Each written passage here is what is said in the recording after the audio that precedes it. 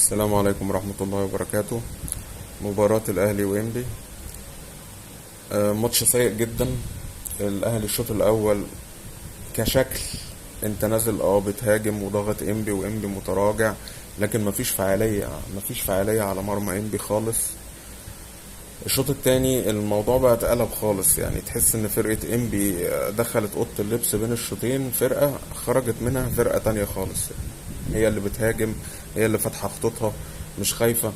حمزة الجمل يعني تحس انه سحر للعيبة بتاعته نازلين بيعملوا كل حاجة.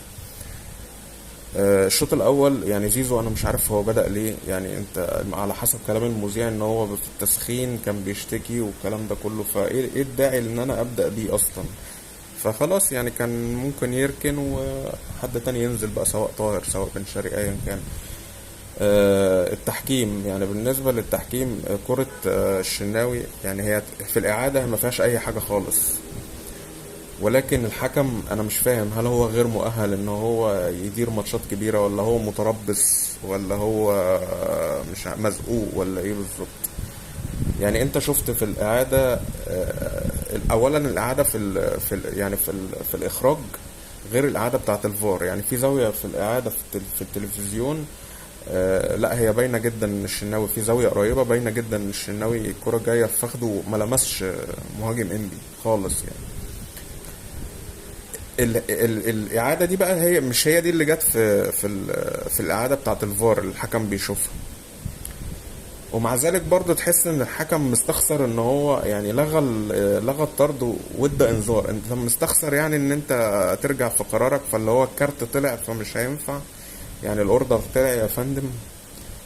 فحاجه غريبه جدا بصراحه. وتريزيجيه انا مش فاهم تريزيجيه، يعني انت راجل جبت جون بس انت اصلا برضو مش ماشيه معاك، يعني كل الكور اللي بتجيلك انت عايز تبقى متدخل فيها وحاطط بصمتك على كل كوره، وكل كوره بتجيلك يعني مواجهه للمرمى انت عايز تحطها من مره واحده، يا اما بقى ايه جنب القايم يا اما فوق العارضه.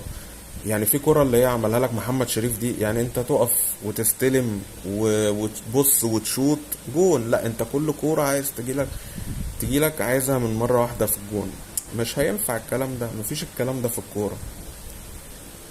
فهل انت مثلا ماضي في العقد مع عقدك في الاهلي ان انت ما تتغيرش، يعني تلعب اساسي وما تتغيرش؟ فبجد يعني ماتش سيء جدا، وانا مش فاهم يعني العيب فين. هل هو عدم توفيق للفرقة كلها؟ هل اللعيبة اللي جت هل